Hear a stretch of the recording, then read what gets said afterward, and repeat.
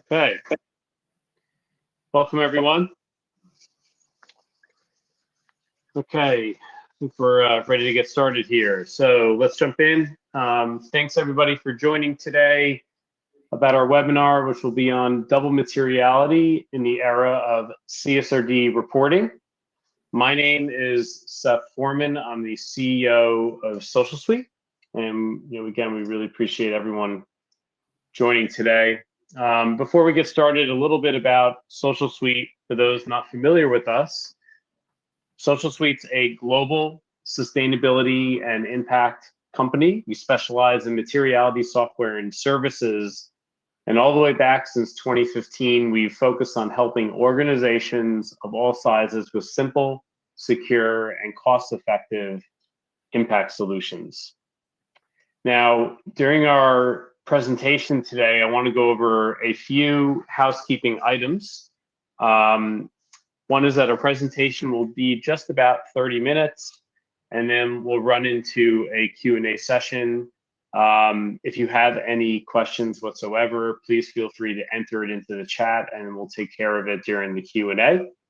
And then a couple days after the completion of today's webinar, we will send out the recording, so please be on the lookout for that. So let's jump in. I do want to introduce our host today.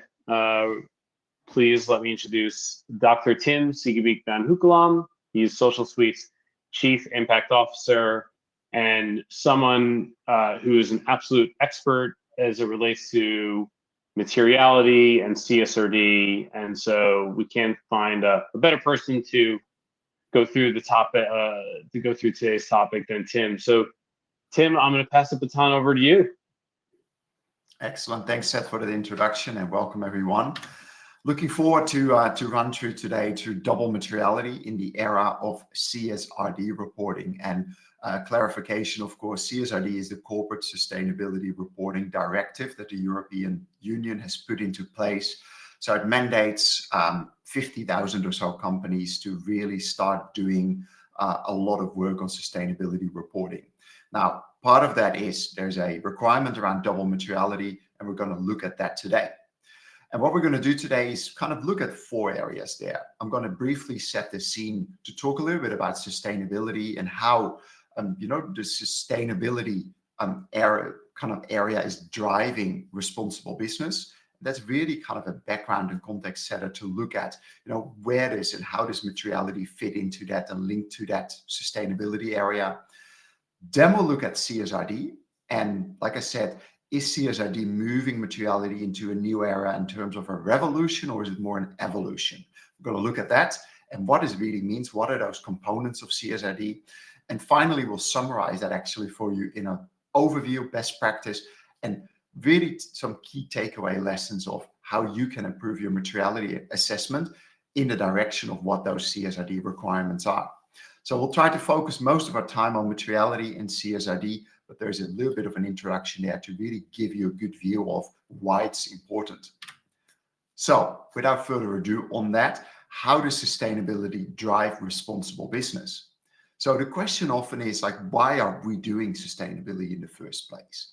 And if we really kind of take that step back, go back to first principles, then we often find that the answer is, well, what we're really trying to do here is we're looking at an outcome there. We're looking at running a responsible business.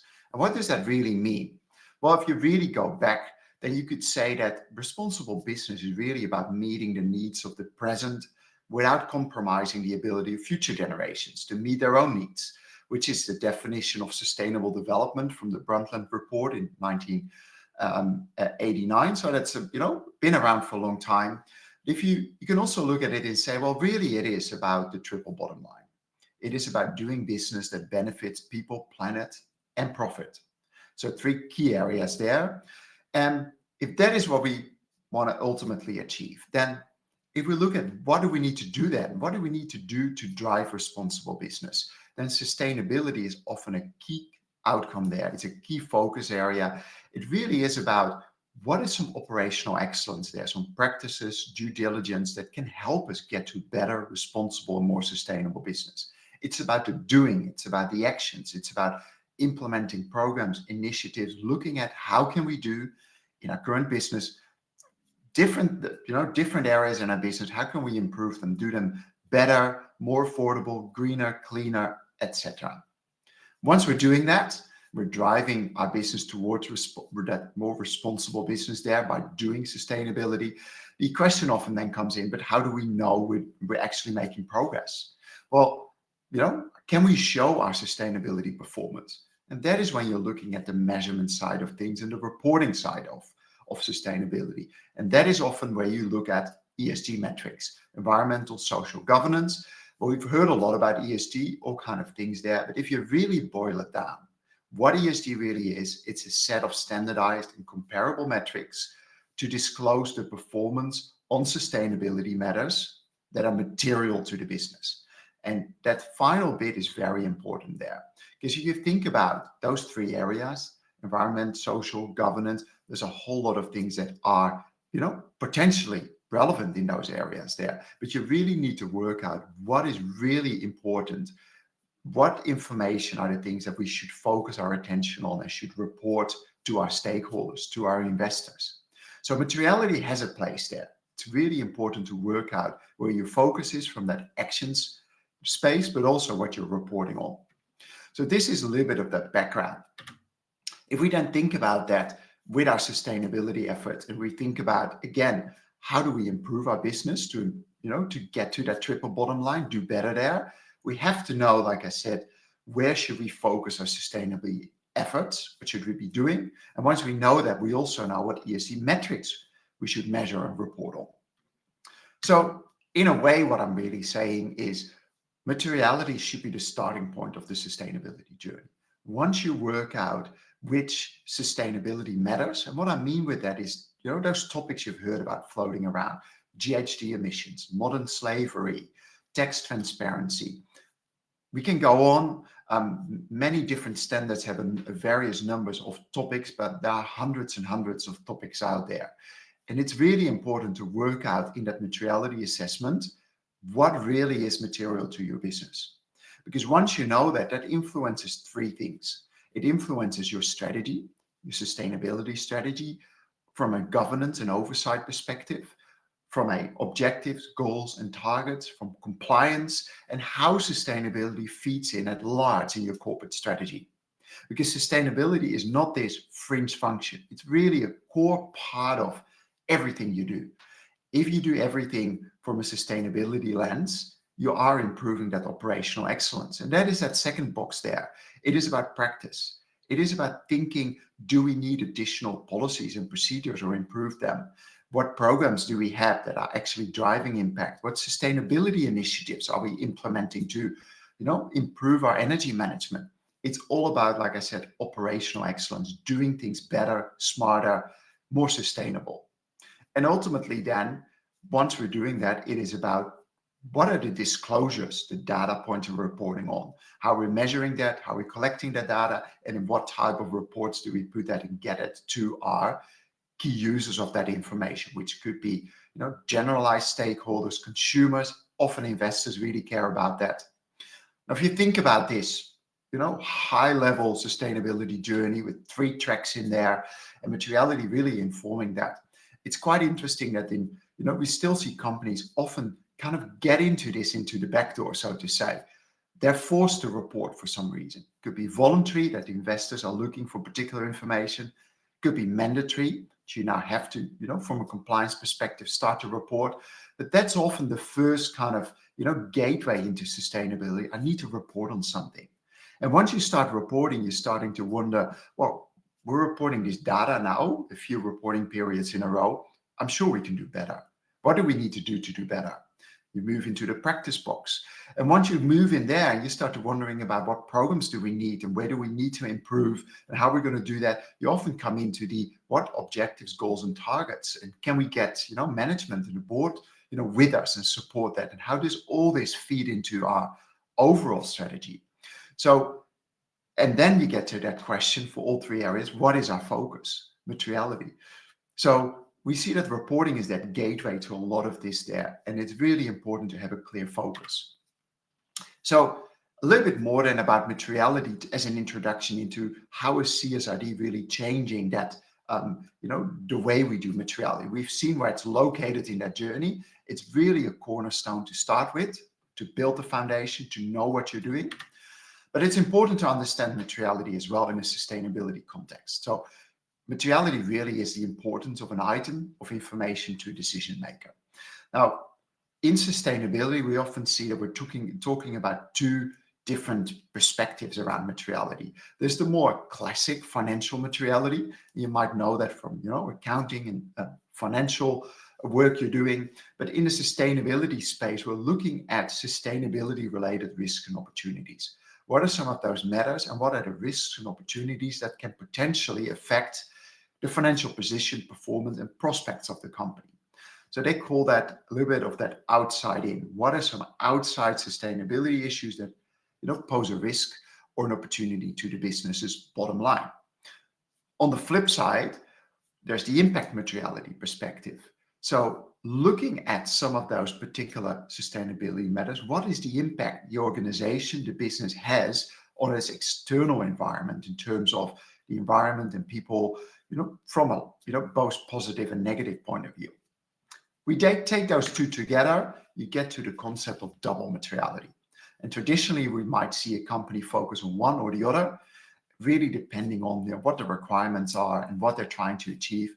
But today, it's really important that we look at both perspectives. We look at impact materiality, the impacts on people and environment, from a business and value chain perspective, and we'll talk about that a little bit more later on. And then financial materiality, what are the financial effects on the company from a risk and opportunity perspective? Now, how do we connect that materiality assessment then back to the sustainability journey that we looked at earlier? Once you've, at the very end of a materiality assessment, what you want to end up with is, like I said, there's hundreds of topics out there, but on the E, the S, and the G, what we see in the middle here, particular topics that you've deemed throughout that whole assessment process to be material. And material then again means that you see either from an impact materiality perspective that it crosses a threshold in terms of the impacts you're having on the external environment, or from a financial materiality perspective that you see there are particular risks and opportunities associated with these topics that cross a threshold in terms of the financial impact they can have on your enterprise value. Now, as an example here, you'll see the topics, but you also see that materiality matrix on the left there. That's very common. It's not a requirement if you do materiality to have that matrix, but it's a very common element that you'll often see. We take one of those topics there, like in this list, let's take on our environmental carbon emissions. Then from a reporting perspective, the very first thing you'll often hear is that we want to understand your data around the amount of GHG emissions you have in your scope 1, 2, and 3. That's a data point, tons of carbon emissions equivalent, starting to report that. But then once we start doing that, we're going to that question, well, if you're reporting this now, we also want to understand, from a goals and targets, from a more strategic point of view, will you be net zero? And by when? Is there a particular date? You might set a target for your scope 1 emissions. They're really the direct emissions that are under your control. You might say, well, by 2030, we're going to cut that by 50%. Now, to actually get there then, you can great if you set goals, but you need to do things. So that is, again, operations and practice. What are some of the things you're going to put in place? Maybe you replace all diesel generators with solar arrays and batteries.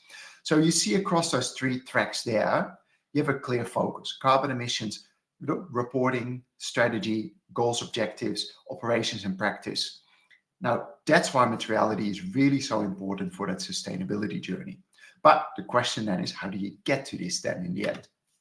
Now, we've seen as different approaches, like I alluded to. There's that more financial materiality approach, and we often saw that from a more investor, focused perspective there. ISSB, SASB are really helping you through their kind of standard and topics to get to some of that. On the other hand, there is Global Reporting Initiative. They're really focused on impact materiality, helping you identify the most significant impacts you're having. But, and that is the focus today, is those 2 perspectives have been brought together mandated now by the European Union under CSRD, the Corporate Sustainability Reporting Directive, with their European sustainability reporting standards there, and they're bringing those two perspectives together. It's compliance for a lot of companies, but we also see it really is becoming the best in class. You could argue the gold standard for doing a double materiality assessment. The question often is, what are we going to do as a company? Finding that right approach there. You might have done some materiality assessments and you can, pinpoint where you are and want to improve. You might have never done it. But at a very high level and a bit of a generalized way, you could argue on this spectrum here from on the left, very simple materiality assessment, to on the right-hand side, a very deep and robust exercise there. You could be sitting somewhere on that spectrum there. And on the left, what we have is a captain's call there. That is really just a discretionary decision by someone in the business. These 5 topics or 10 topics is what we're going to go with. There's not much of an assessment actually going on there. It's just someone's call. It's often, internally focused. It's just often as well only looking at a single side there, maybe just at financial materiality. If you move a little bit up from that, you get more internal consensus. There might be a few more people involved there, have some discussion around it. Once you start more moving into also engaging stakeholders, external stakeholders, you get into the, I think the majority of the conventional approaches around what we just looked at. More from a voluntary reporting perspective, you discuss with stakeholders, you have some internal, external views there. Might be topic-based.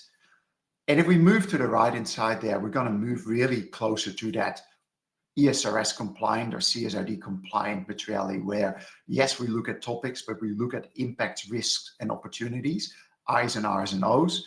You'll hear me use that quite a few times, the iros. That's really important as well, that we kind of not just look at a topic, but really go look under there. What are the impacts, the risks, and opportunities a company has? Taking those two perspectives, the double materiality, really into account, and doing that across the entire value chain. So there's a lot required in there, and that is when you start moving towards best practice. So let's jump from there then. We've set the scene. We've looked at what is materiality, a little bit of how it works there, but let's get into CSRD and how does CSRD move us really into a new era there. The big question then is it just an evolution of where we were, or is it more of a revolution really? So there's 7 things I think here that I've listed that are quite different, that are really kind of moving us really into a new era, where you could argue it's a bit of a revolution here, what we're doing. The first one is it's mandatory now. So 50,000 companies, if not more, are really directly affected by this. It is across the full value chain. It's very important to realize that previously companies would look at their own operations, sometimes take a little bit of supply chain in there, but it's at the full value chain now. We're using topics to identify, like I said, impacts, risks, and opportunities. GRI was already, making you really focus on impacts, but we're now really kind of bringing all these things together. So it's no longer just picking a few topics and saying, is GHG emissions important? Now it's saying, if we think about GHG emissions, what are the impacts, the risks, and opportunities, and start to map that out. And once you do that, you need to also really get into what they call severity scoring. For a particular impact, if it's a negative impact, what's the scale? What's the scope? Is it remediable or not? What's the likelihood it happens? And really go to a pretty rigorous exercise of scoring I's and R's and O's, scoring indirectly topics. And once you look through that, we see a direct link as well with the ESRS topic standards. So once you understand your materiality on topics, you can directly find the relevant disclosures. Another key thing is that this double materiality assessment, you will have to undergo limited assurance over it. So that's a key change as well. So a lot more documentation, a lot more justifications, very important. And it is mandated to be done every year. So it really becomes that annual assessment you're doing to look at where do we come from last year. Let's review our material topics, go through the exercise, and instrument ourselves well for this reporting period, and to make sure that we really keep a clear focus on what's material, that we don't go off in the wrong direction. We follow what's happening with our industry, with our peers, globally, from a compliance perspective. So there's quite a few things that are different. As I flagged, it's a very robust, broad, and deep process. There's a lot involved, and there's a lot more, I think, preparation involved than previously done in a materiality assessment. There's all these steps that you have to go through, and we already flagged a few there. You really need to think about your context, really come up with an engagement plan, both internal and external, map your value chain, really get those stakeholders a really clear view on them. Who are you affecting? Your stakeholders, who are users of your information, which are experts you can talk to, are the silent stakeholders, and that we often mean nature or future generations. The topics, how we're going to deal with that, and we'll look at that in a moment. What are the relevant topics we're going to use in our assessment? Do that engagement piece throughout the whole process, but also really go out to talk to affected stakeholders, get views on impact, risk, and opportunities, take all that data back into analysis and severity scoring, go through a process of validation and approval, and then link that to the relevant disclosures from the ESRS. So there's a lot involved there. And I'll take you through a few of those steps here to show you a little bit of that information. So when we think about that first piece there, it's really important to think about the full value chain there. And this is a very kind of simplified version where we're looking at a green box here, which is a business. Within that old business activities there. And on the left, we see the upstream relationships the business has with suppliers, material sources, sourcing, all kind of things in that value chain, the supply chain. But we also see that in the value chain, the downstream relationships with consumers, with off-takers, retailers, regulators, authorities, all kind of, elements in your value chain there. And what we now need to do is start to really think about what are the risks and opportunities coming into our business, and what are the impacts we're having on environment, society, and economy. So that's really those two perspectives. And we want to use the topic standards from the ESRS, which you see a little depiction at the bottom. They give us 92 topics there, and we really need to start using them to identify throughout that full value chain risks and opportunities, positive and negative impacts. Now, we need to assess those impacts, risks, and opportunities. So this goes to that point about looking at severity scoring. And this is just a, simplified again, infographic to demonstrate what needs to happen there. Once you've identified all those I's and R's and O's, you need to actually look at them and ask the question, well, what is the scale? What is the scope? What's the likelihood? How would I score that? And that is quite an exercise to go through. And it looks something like this, where you start working your way through on often a 1 to 5 scale there, around likelihood, around severity. And you look at, what is the impact? Is it negative? Is it potential actual? What's the time horizon? Where does it sit on a scale? Is it high or medium or minimal? The scope, the remediability, if it's negative, the likelihood. You go through a whole exercise there with impacts, and those impacts, again, are linked to particular topics. And going through that, at some point, you'll be able to work out where are topics sitting. Are they really scoring at a very high or a medium to high level where we have to really consider them to be material. Again, what you end up with is topics that have been scored, and you can map them, their impact materiality and financial materiality. If you like, in a materiality matrix, again, we see that this has been a classic tool a lot of companies used, and I'm sure that various versions of it will be used moving forward. But it is a good way to demonstrate as well, how topics come out of a materiality assessment. And we see that topics here in black, are in that white box there. They're not material according to the assessment. But once they cross those red lines there, are materiality thresholds. And we can set one for impact materiality, and we can set one for financial materiality. And it's really up to the business to decide where you set them. Here for demonstration purposes, somewhat in the middle there, but you can move them out and you can move them back. And it's really important to consider when does a particular matter become material for our business. You work out then where your topics fall, but anything in blue there is material. So a topic does not have to be material from an impact and financial perspective. Anything that crosses those thresholds there is material on the CSRD. You'll have to, what does materiality mean? You'll have to disclose information on it. you'll have to look at that topic in terms of what are you going to do with that topic as well on those other two tracks that we looked at. On the CSRD, what we might see is also out of that matrix, a bit of a matrix revised, a more simplified version there, where we still capture that information, but it's a really good way, particularly to communicate to your stakeholders. Could be internal to the board, could be external. Really communicate what did we find in those key boxes there around what is impact material, double, or financially material, and use that then to move to the next step. First, you can use that for a validation, potentially with your stakeholders, with your boards, to really talk that through and see if you've landed at a spot where the business feels like, yeah, we tend to agree with that. But it also helps then to say, okay, let's look for each of these topics. Now that we have them, what are the related disclosures? And on the left here, we're looking to those topic standards from ESRS. We're looking at diversity, inclusion, equal opportunity. What are some of the material disclosures that we now need to disclose on?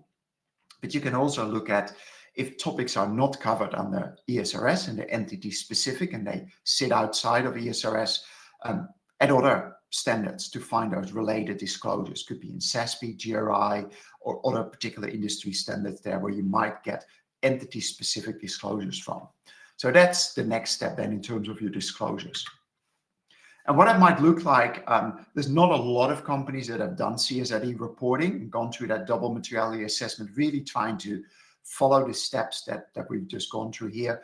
But there are definitely some reports that have come out over the last months. This is a report from Ørsted, and this is just a snapshot where you see that they've really gone into, looked at, what are the impacts we're having there? Is it a material impact or risk? Is it positive? Is it negative? Where does it live in our value chain? So we see the little in brackets, OO, own operations, value chain, with the description of it.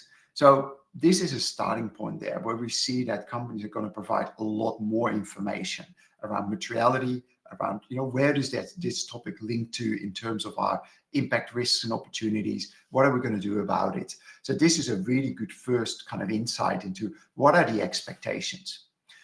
And in terms of expectations with CSRD, no one is expecting every company to be perfect. There will always be areas for improvement over time. But the most important thing you can do is once you work your way through this, is just flag transparently where you feel you can improve next time. You won't get it all right in one go or two or three, but as long as you're transparent, that goes a long way. And then finally, how can you improve your current materiality assessment to get closer to some of this work there? And this is a little bit of that summary that might help you move toward the direction of what CSRD requires from a double materiality assessment. First one is really map your full value chain. Really start with that and start thinking, what are our business activities and relationships, the different actors across our full value chain. Start mapping that out, upstream, own operations, downstream, and what sits in there. Try to group that and map that. You might already have done that if you've done some value chain or supply chain due diligence, but really start working that out and involve people in your business to get a good view on that. Look at the ESRS topics, identify which topics are relevant to your industry and company.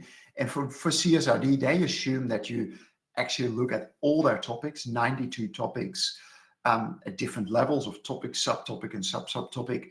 And if you decide that a topic at an initial kind of glance is really not relevant to your industry or your business, you have to provide a justification for that. And this is all about assurance. Make sure you capture everything you do, every step of the way.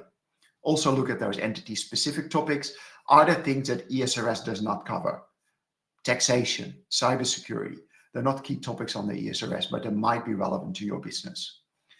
Then take those topics then and take your value chain and start thinking, how does, where in the value chain is there, around this topic, a hotspot around particular impacts, risks, and opportunities. And often start with impacts. That's a really good starting point. And then look at associated risks and opportunities. With that, then identify affected stakeholders. So really capture who are you having a impact on, in particular, a negative impact on.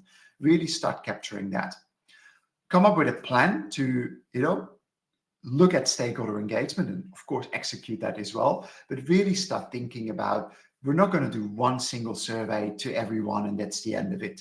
A favorite practice that we've seen previously, this is really about thinking, who do we need to engage internally at what stage? What do we need from them? Who do we need to engage and discuss this with externally and at what stage? What do we need to ask them in a survey, in an interview, in a workshop, in a focus group?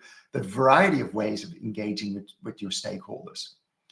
Go through that severity scoring, really look at using those stakeholder insights to help you score those particular I's, R's, and O's. And that will link again back to those sustainability topics. And then in your analysis, make sure that you also go through a validation process with your business, that whatever comes out of the process, have that validation, go through it, and really look at, does this all make sense? And capture any further insights that you do get out of that process. And if you do make any changes, that's fine, but have the justifications and the documentation ready there. And that is maybe the final bit then as well, like the 8th point to add to this. Like I said, document, document, document. Everything you do, make sure you capture it and document it, and do it in a logical way, because at the end, when you get your limited assurance over it, the auditors will ask you, why did you exclude this particular topic? And if you can just bring up, oh, there was this person at that date for this reason, that helps a lot. So with that, we're coming to the end of the content here. I'm going to invite Seth back to the floor here to see if there's any questions that have come up from the audience. If you do have a question about any of this, put it in the chat now. I'm really happy to see if there's any further areas that we can dig into a bit more. Yeah, thanks so much, Tim. That was great. It was a lot of great information for the audience here. I did receive a few questions from the audience that we can go through. Let me see here. So we got one. Someone in the audience named Liz asked, how far in advance should a company get started for CSRD double materiality compliance? Companies are looking now today at, when does CSRD kick in for me? So the different timeframes around that.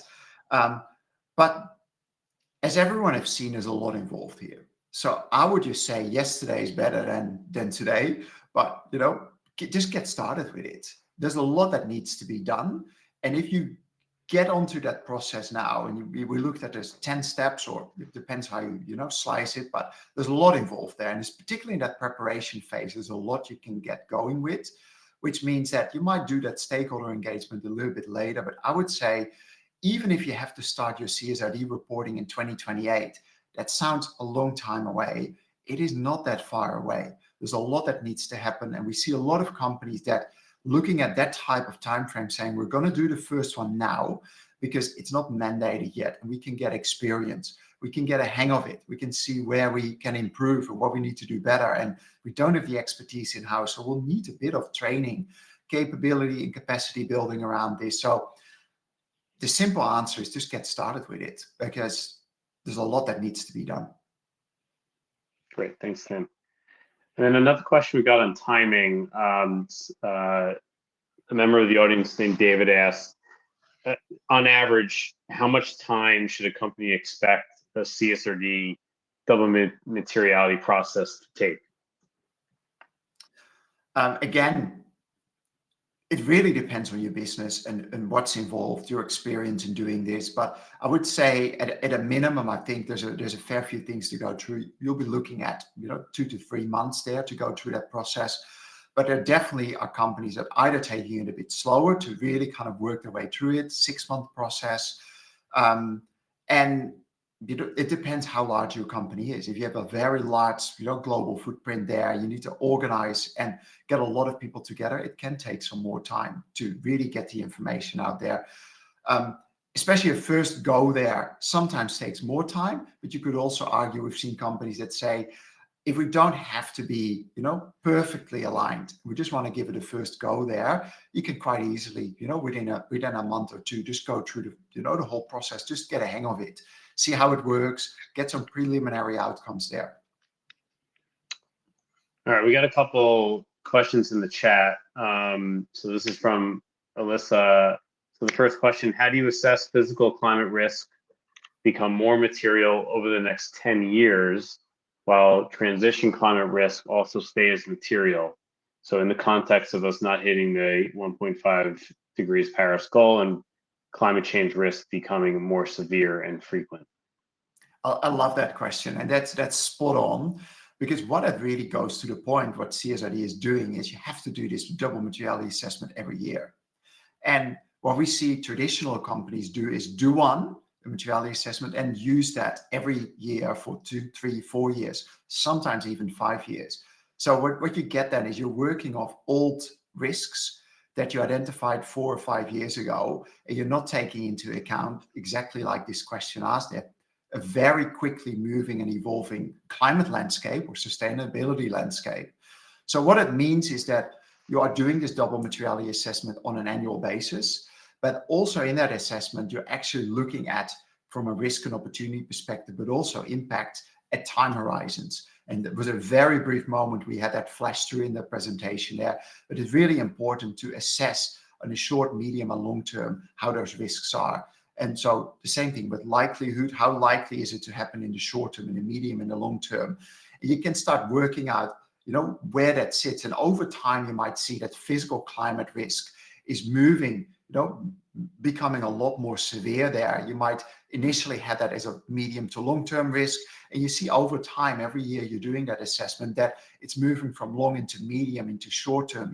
You're having more impacts there. You're having higher risks. And the likelihood is going from, once in a million to once in 10,000 to once in 1,000 to like, well, this is becoming pretty frequent now.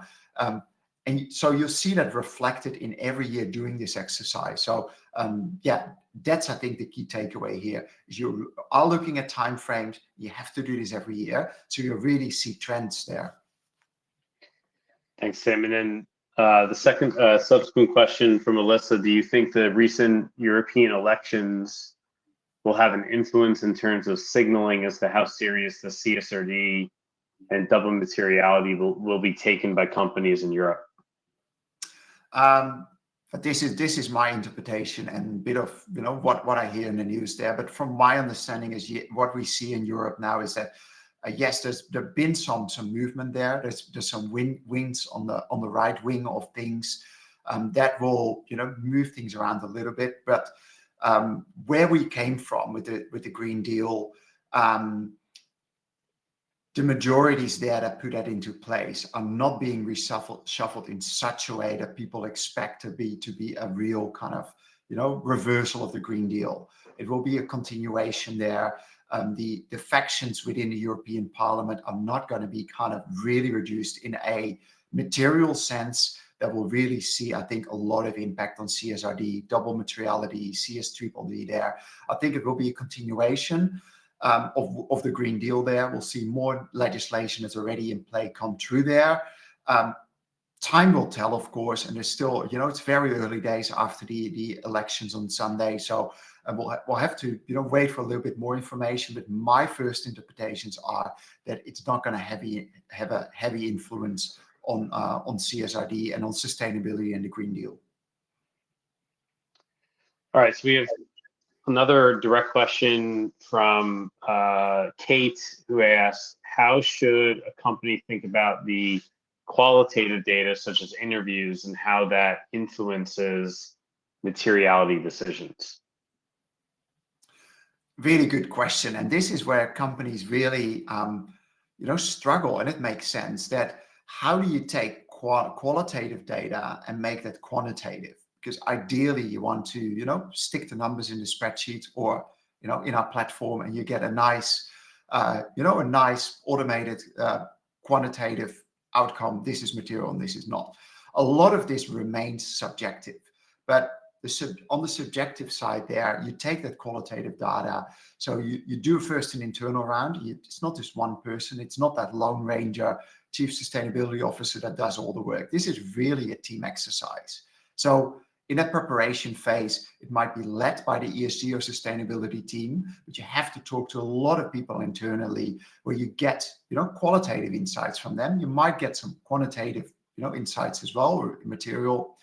You do the same with your external stakeholders, and you're creating all these data sets. You're creating all these insights that you will use to A, select the relevant topics, B, find the relevant I's, R's, and O's with those topics, and C, start scoring them. And in particular with that scoring there, what have you just heard and seen in particular, interviews, workshops you've done?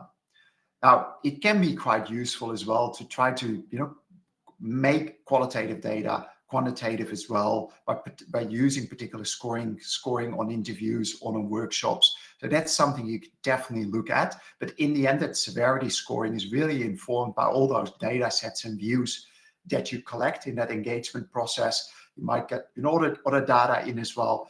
And you internally as a business are doing that scoring and looking at the outcomes there.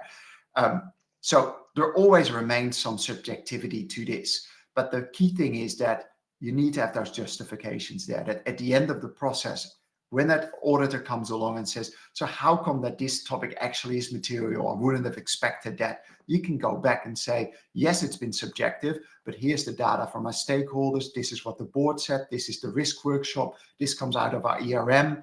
Based on all those data points, we've scored it in this way. And based on that, it just crosses our materiality thresholds that we've set here for this particular reason. So hopefully that answers the questions to a degree. Perfect. Thanks, Tim. I think that completes our Q&A here. Let's keep moving in to wrap up today's webinar. Again, thanks, Tim. That was a truly informative session on CSRD and double materiality, and we got a lot of great responses around it and good questions. As mentioned earlier, we are going to be sending out and distributing today's recording. So look out for that in your email. If you did like today's content and the webinar, make sure to subscribe to our newsletter. You can see it on our website. Make sure to follow us on YouTube. We put out a lot of different video content. And also follow us on LinkedIn if you're not already. For anyone that's out there that is looking to or considering running a materiality assessment for the first time, or you do have to comply with CSRD double materiality this year and next year, and you want to talk to us about how you should go about that, or if you have any questions, feel free to reach out to myself, Seth at socialsuitehq.com, or Tim at socialsuitehq.com. Otherwise, thanks again for joining, and look out for our next webinar. Have a good day.